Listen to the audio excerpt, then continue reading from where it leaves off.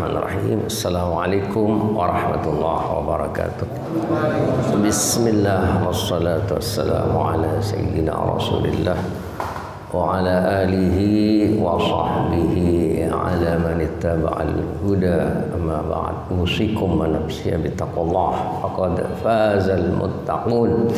Alhamdulillah, kajian kita di subuh ini sudah sampai kepada surah Al-An'am ayat 119 hingga 121 yang ayat-ayatnya sudah kita baca bersama tadi. Ada hal-hal yang perlu kita dalami seputar penyembelihan. Jadi tadi ada ayat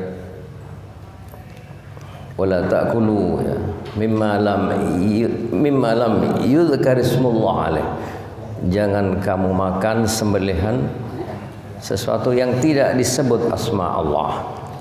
Jadi ini dalam rangka agama Islam itu, agama kita ini mengajarkan kesucian lahiriah dan batiniyah. Sampai-sampai masalah makanan dan minuman diatur, termasuk penyembelihan binatang. Beda dengan agama lain ya. Kalau seperti di ERC itu memang tidak beragama. Itu sapi bukan disembelih, dikepruk, dihantam dengan besi kepala semaput. Setelah semaput lalu dokternya tampil, lehernya dikorok. Ini tidak halal untuk dimakan. Kenapa? Syarat untuk penyembelihan di dalam Islam satu, harus muslim yang menyembelih itu. Kami teringat begini, beberapa waktu yang lalu sempat bincang-bincang dengan rombongan salah satu menteri perkhidmatan hayawan. Di Malaysia itu ada menteri namanya Menteri Perkhidmatan Hayawan. Itu menteri kehewanan. Kalau di sini masuk Menteri Peternakan dan Pertanian ya. Itu namanya Dr. Datuk Tun Ismail. Ada kunjungan selama 2 minggu dari Tapos sampai ke Singosari. Kita sempat meninjau ke sana didampingi Kepala Dinas Peternakan Provinsi Jawa Timur, Insinyur N. Tarigan MSc. Kita lihat di sana sapi-sapi unggul, Pak. Ada Simmental, ada Angus, ada Friesian Holland, ada Brahman. Rencananya Malaysia itu mau mengimpor sapi hidup, tetapi oleh pemerintah Indonesia dilarang. Boleh mengimpor tapi bentuk bibit unggul. Itu yang disebut semen. Semen itu bukan seperti semen gersik. Semen ini bibit sapi yang sudah dibekukan dalam suhu 5 derajat ke bawah. Nah, itu apa namanya? Dari bincang-bincang kami dengan salah satu rombongan namanya Dr.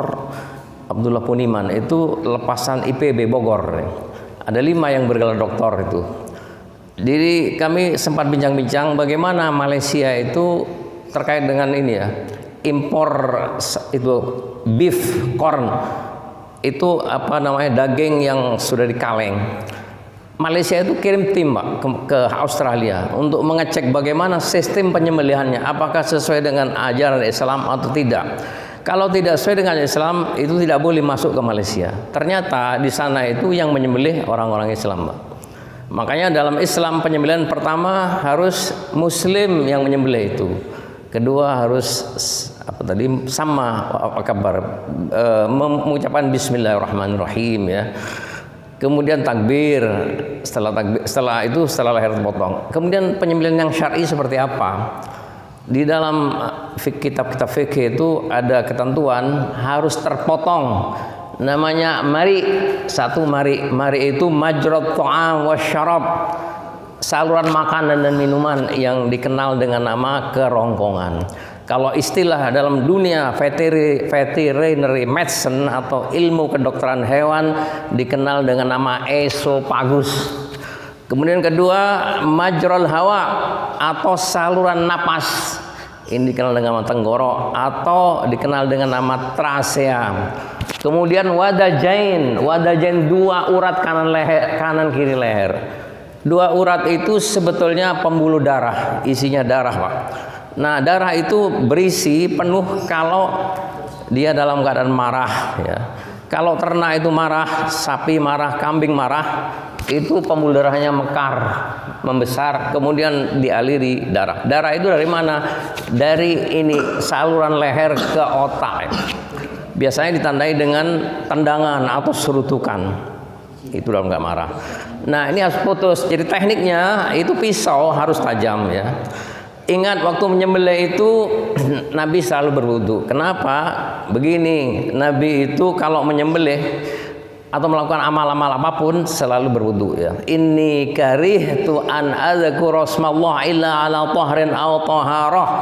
Aku tidak mau aku tidak suka menyebut asma Allah kecuali aku dalam keadaan suci atau bersuci.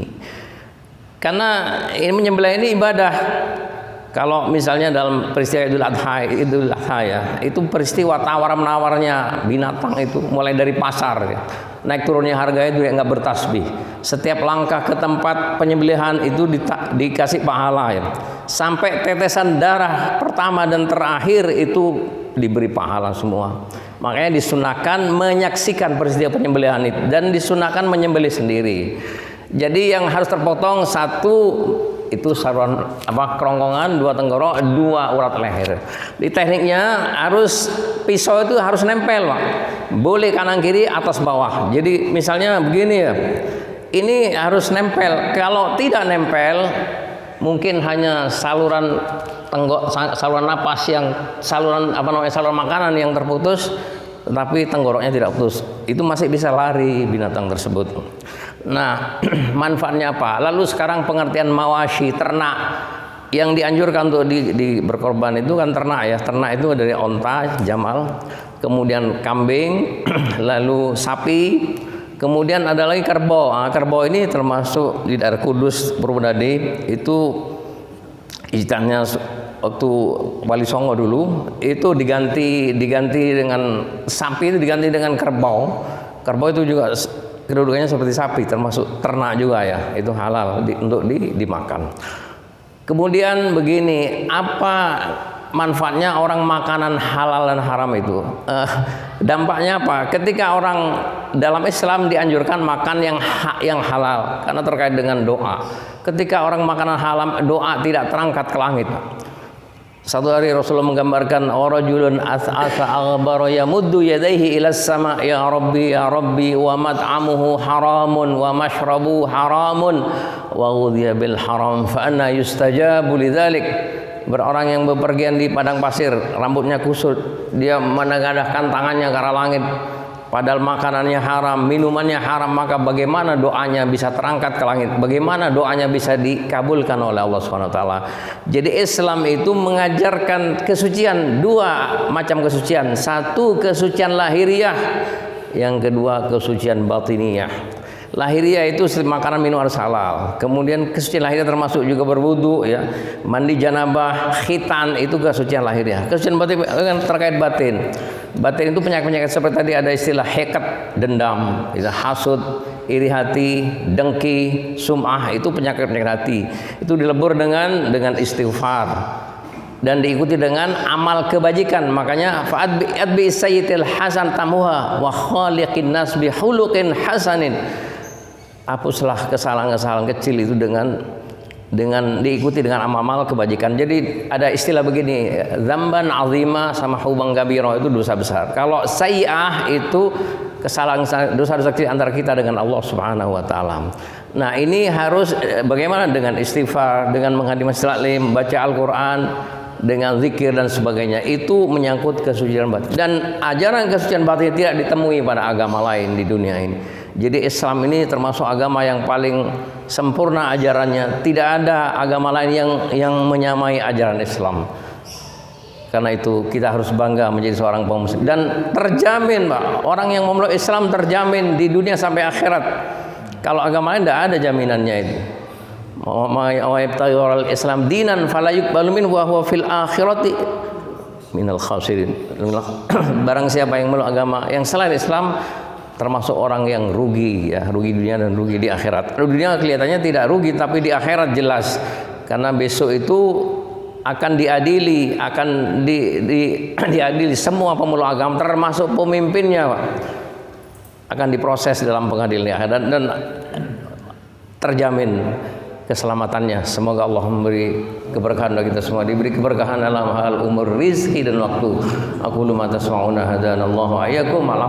Assalamualaikum warahmatullahi wabarakatuh.